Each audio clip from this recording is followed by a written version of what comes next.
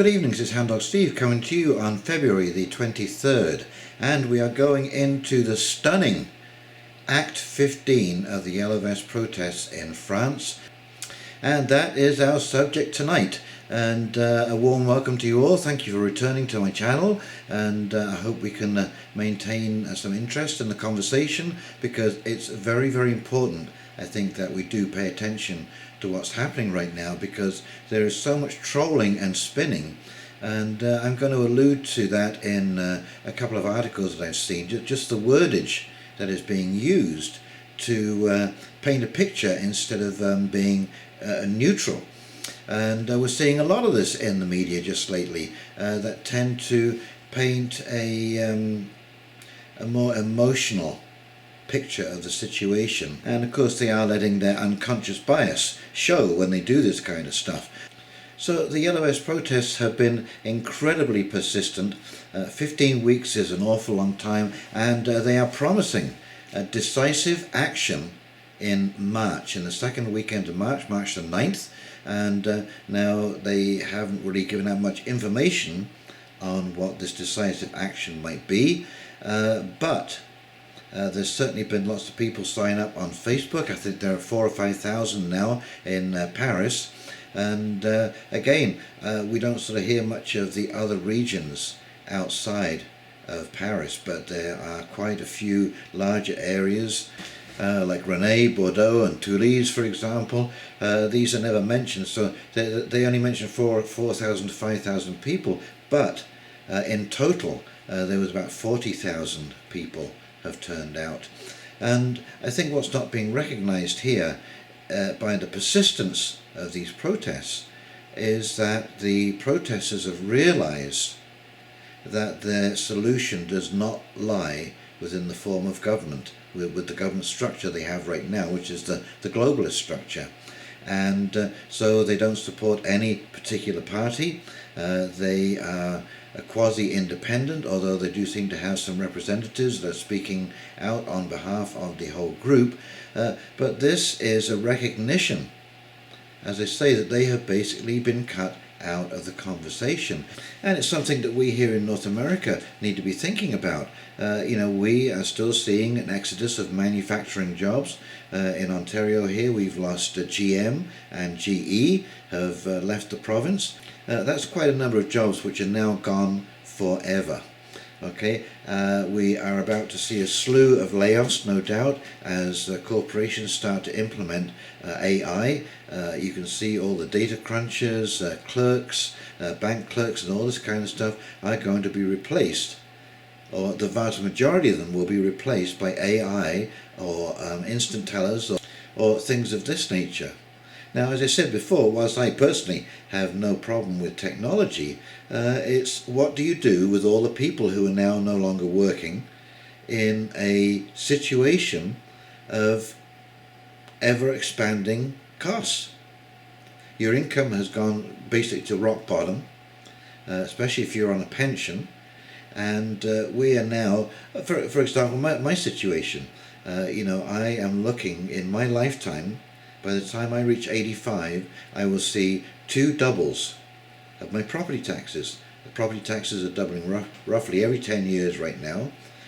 So when I reach 85, I will be expected to pay the grand sum of $7,000 a year, just as my pension and whatever income that I may be making has been eaten up by inflation.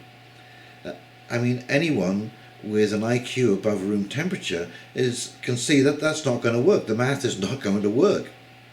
When everything else that I have to buy, everyone else is suffering under those same inflated costs, and so the costs everywhere will be going up for everybody.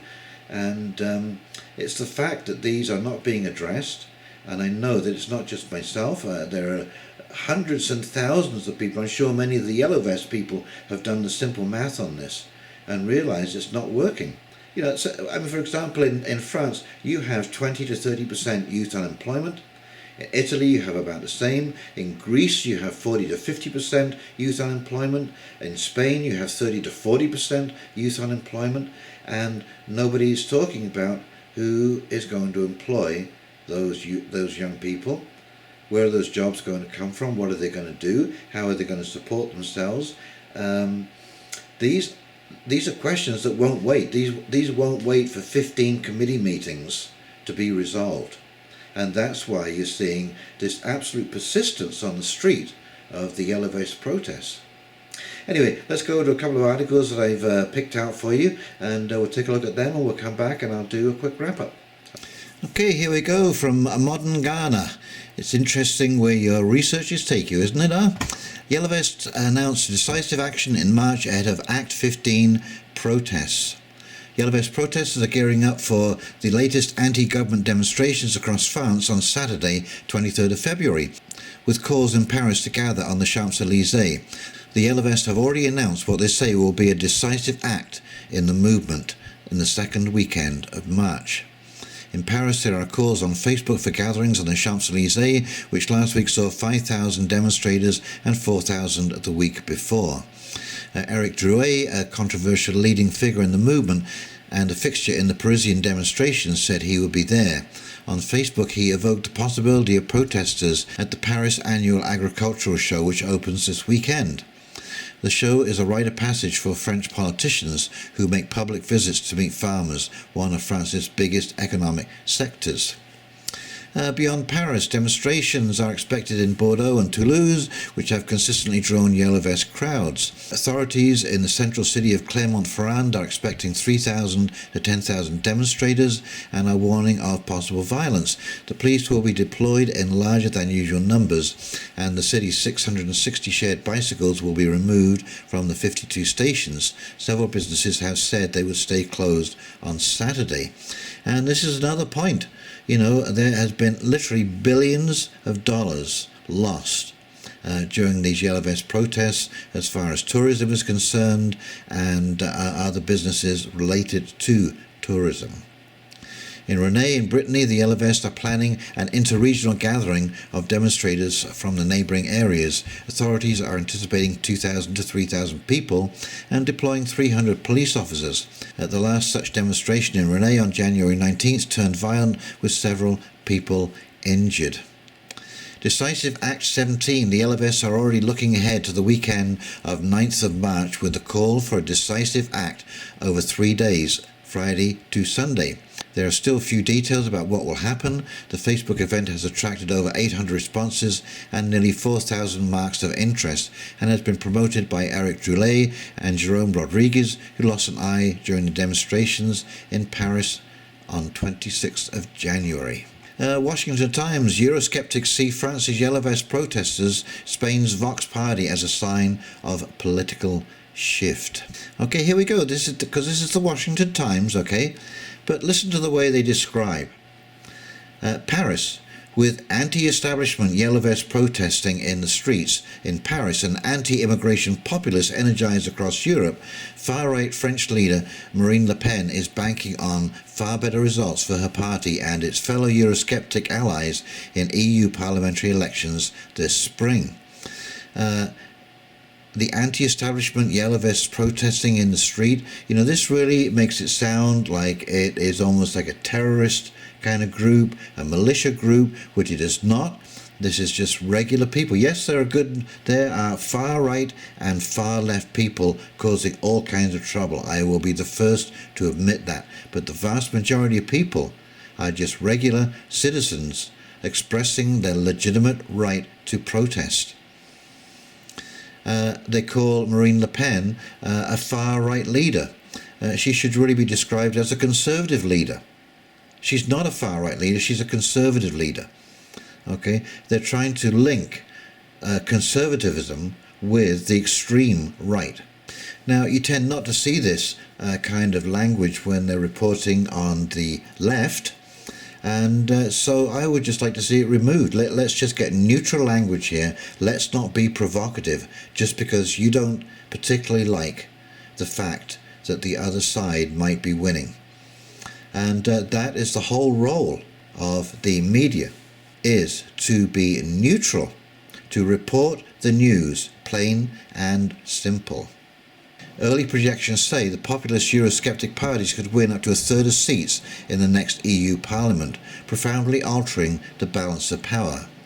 perhaps even more significant, is that the main centre-left and centre-right blocs, which together have constituted a majority of delegates for some 4 decades, are projected to lose that majority this spring, falling from a combined 53% to 45%. Pro-Europe parties in Italy and elsewhere are finally mobilising against the populists. Miriam Soros, a politics fellow at the European Institute, wrote in a recent analysis of the elections, she said the stakes this spring are rising steadily. Rocked by forces that want respectively less and more Europe, the 2019 election results have thus the potential to define the nature of the EU for years to come. So I think you can see that Europe is looking like it's in for a big change in the upcoming elections, and the Yellow Vest protests are not going to go away. And I think it would be true to say that until the prevailing conditions change, and I don't even know whether the populists have the answer. Certainly the globalists don't have the answer, because we're seeing the train wreck of globalism unfold in front of our eyes. I mean, that is one of the interesting points about this, is we are getting a preview between Brexit and the shift of populism in Europe. We are getting a preview of how the globalist movement deals with things that it sees are a threat. And the other interesting thing about this is the absolute fear of an alternate point of view. This may seem obvious to point out, but if you think somebody is crazy, there's a pretty good chance that they think you're crazy. Okay, so I would bet you that if you went over and interviewed a globalist and a populist, they would both offer pretty convincing arguments as to why you should follow their path, and certainly passionate and emotional arguments, because they are in one ideology or the other. And it's this inability, and of course this is why revolutions happen, it's this inability for the two sides to compromise or find some middle ground that's acceptable to everybody. And in a previous video, this is what I was calling for, is a lot less committee meetings and waffling and discussion and puffery and pride and vanity, and actual real decision making on behalf of and including the people. And as we see, that is just not happening. And of course, because there is such intransigence, you're seeing with the way the two parties are negotiating between Brexit and Europe. Okay, they're fighting each other, they're deadlocked, they're pushing this to the last moment, they're both digging their heels in, they both won't come to the table and open-handedly negotiate. They're both sides are as bad as each other. And I don't know if the populist movement is the answer, but again, this is a trap that we've fallen into by having a predominantly two-party system. That is the only alternative. So it's kind of become a victim of its own wisdom of being the only two parties running and thinking, well, they're only going to pick A or B. Well, now you're seeing the downside of that kind of a system is that if you are really dissatisfied with A, all you've got really is B. Because nobody is going to take a risk on voting for a smaller party. I hate to say that, but when you think about voting for the Greens maybe, or even the Libertarian Party, or so on and so forth, whatever that might be, you're pretty certain that you're throwing away your vote. And so that's why these parties never get traction. The only answer really is proportional representation. And because, again, we're seeing everywhere there's a complete reluctance to put in place the only sensible political system there is that truly represents the public. And yes, it would be a mishmash in government, but you know what? Running a country is not that difficult. It really isn't. You keep the infrastructure up, okay, and you regulate corporations to make sure they don't screw up the environment. There you go. Not that complicated. If industry is going to come here, it'll come here and it falls under our regulation. That's it, period. We have resources in Canada, and they're a resources company in extracting that stuff. Well, we all use minerals I mean, I hate to say this for any environmentalists out there, but everything that we use today came out of the ground somewhere. Okay, so let's clean up the mining processes. If we're going to do it, let's do it properly. These things are not hard to figure out. And yet, because we have this incredible oppositional system, which again now is seeing the failing of, and the globalists are really seeing the failing of. And they're going to realize, they're going to wish at the end of the day that they were a little less intransigent when it came to the art of negotiation.